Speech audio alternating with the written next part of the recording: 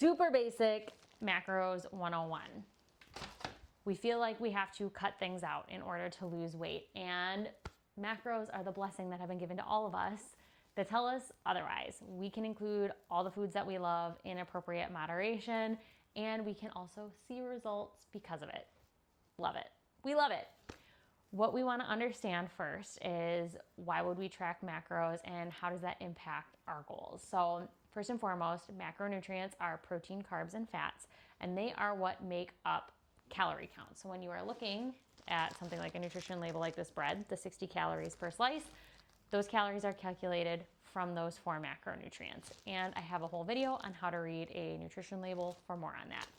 But what it comes down to is when we are trying to achieve goals, we need to be conscious of our calories and our general macro composition. So calories, if we want to lose body fat or lose weight, we need to be in an energy deficit. So we need to be consuming fewer calories than what we are expending from when we are working out, walking around the house, etc. If we want to maintain where we're at and maybe have a little bit of body composition change, we want to be consuming as many calories as we are expending. And if we want to put on things like muscle mass, or maybe we do genuinely need to gain a little weight, we are going to eat in a calorie surplus, which is going to be more calories than we are expending because we can't build anything without extra supplies.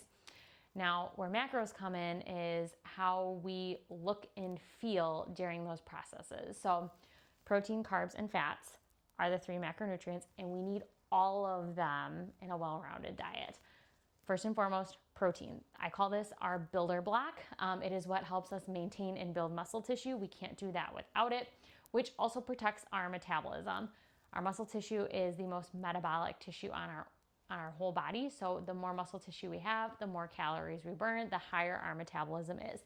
Healthy skeletal muscle tissue is key in a healthy metabolism. So we need it for that. But not only that, protein is required for every single cell in our body. Literally, head to toe, we need it for everything. So it's our builder block. It also has the highest thermic effect of feeding. So as we are eating it, it is going to help keep us fuller longer. It's going to break down a little bit slower, which is really helpful if we are having issues with staying full throughout the day and find ourselves snacking more. A lot of times just increasing protein levels for clients can improve those snacking habits and that feeling of never being satisfied. Then carbs and fats, those are our energy sources. And for the most part, it's just about personal preference. Just because fats have more calories per gram than carbs doesn't mean that we can't eat fats. Just because carbs tend to retain more water doesn't mean that we can't eat carbs. Both are more dietary preference, and unless you have a medical condition that makes you sensitive to one or the other, you can have a very good balance of both in your life and still look the way you want to look, feel the way you want to feel. And again, all 3 are necessary for a healthy body. So that is macros, very, very basic, very, very rundown. And again, watching my videos on things like reading a nutrition label and using a food scale are going to help you understand how to implement those things.